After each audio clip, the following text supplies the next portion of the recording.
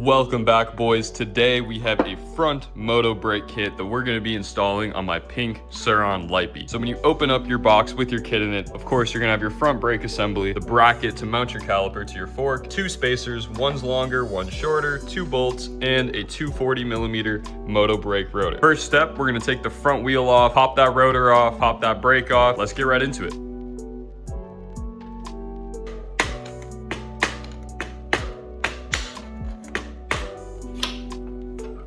Wheel is off of there. Let's pop this caliper off. Now up here on the handlebars, we got to pop the master cylinder off from the stock brakes. This part, there's a correct way and an incorrect way to do. What I'm doing right now is taking this brake sensor. You can see my finger kind of touching it on the master cylinder back there. Following the line to here, going down into there and unplugging it. You could just snip the wire, put some heat shrink over it, call it a day. This takes 2 minutes, might as well just do it.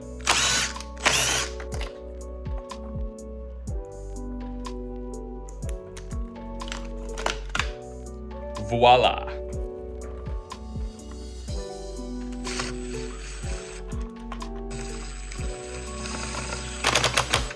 All right, since we are already up here, I'm gonna throw the master cylinder on, and then we'll move down and put the caliper on. Now that's probably not where I'm gonna want it to be set at. It seems a little bit low, but it's tight, it's on there for now. I'll set it to where I want later once I'm riding the bike. Now we're over here, we got the wheel down. We're gonna take this upgraded 220 rotor off, put the 240 on. We do not need this spacer anymore, so we'll get rid of this as well. Same thing with the spacer on the other side. Now, a couple of the more important things. When you go to install this rotor, you're gonna notice there's lettering laser engraved on one side and not on the other side. You need the lettering to be facing up towards you when you install the rotor. And the next most important thing when installing the rotor is you need to put a little bit of blue Loctite or something of similar strength on each bolt. You don't have to, I'd highly recommend you don't skip this step. Now I'm gonna loosely tighten them down with the impact and then come back and torque them to spec. For this part, I would advise you to check your torque spec for your exact bike model. It should be in your manual. I'm torquing these down to 8 Newton meters. I believe that is correct, but I don't want to tell you guys that and then it's wrong. So please check your manual for your bike. Make sure you're torquing it to the correct spec.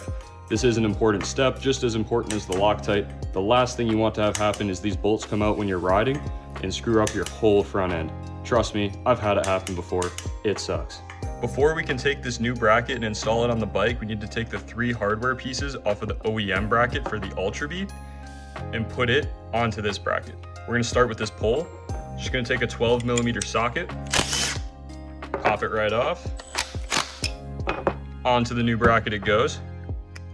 Same thing with this little piece right here.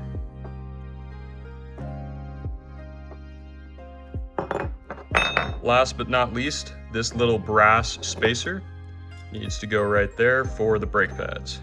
One little thing to note that I would absolutely call a crucial step. You need to get some lubrication in here for that one to slide back and forth, because remember, these calipers are floating calipers. They float while you ride. So you need to have some lubricant in there so it's easy for it to move back and forth. Same thing on this pole over here. I'm just gonna rub some around it and we should be good to go. So back at the bike now, you're gonna take your 2 bolts that are provided to you in the kit and we're gonna bolt this bracket on. Now we're not gonna be able to reach these bolts later, so I would also recommend blue Loctite, each one. Again, the last thing you'd want to happen is for any of these bolts to loosen up while riding and screw up your whole front end. I'm not Loctiting these, but I would recommend you do. And again, torque to spec. Now, before we can put the wheel on, you do need to install your caliper. So we're gonna slide this baby like so. Alrighty boys, again, another crucial step here. So you can see this spacer has a line in it. It's about 3mm longer than that spacer. The side that your brake caliper and rotor are on needs the longer spacer.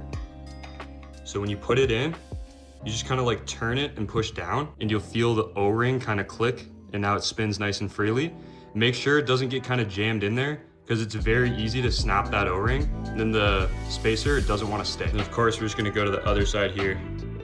Same method to install the OEM size spacer.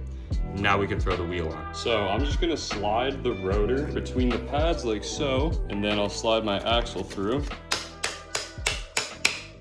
Alrighty. Now obviously over here, we're not lined up at all. So what I'm gonna do, push the wheel down, push that stanchion up just a little bit, click it over.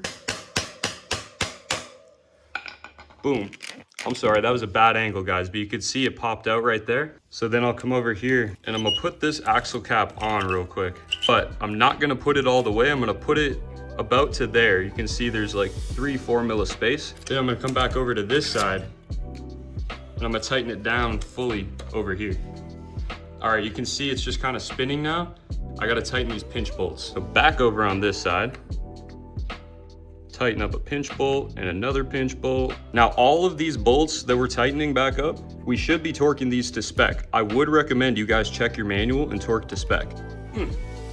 One last little ripper. She's clearly nice and tight. All right, pinch bolts are all nice and tight. This one is tight. Just gonna come back over here, double check that this cap is tight. Oh, see, it was not. That would have fallen out the first ride. Boom. And then last but not least, boys, of course, we got to do a little bit of cable management. Gonna kind of stretch this baby as far as I can up to keep the line away from our wheel. Like that. Then you can see down here, it's not gonna touch the wheel at all. It's not gonna touch the rotor at all. Nice and well lined up. All right, the worst part of cable management is this big loop. Personally, what I do is bend it over the headlight and down on this right side or left side from the camera angle. There you have it, boys. That is how you install a front moto brake on a Surron Light Bee. The installation process is almost the exact same for E-Ride, Talaria, Surron, a couple other of those small bike brands that are real similar. So this video should cover everything. If not, please leave a comment below. I'll make sure to answer your guys' question, make another video if needed. Appreciate you boys watching. Shop FactoryZ, use code Zilly, and I'll see you in the next one. Peace.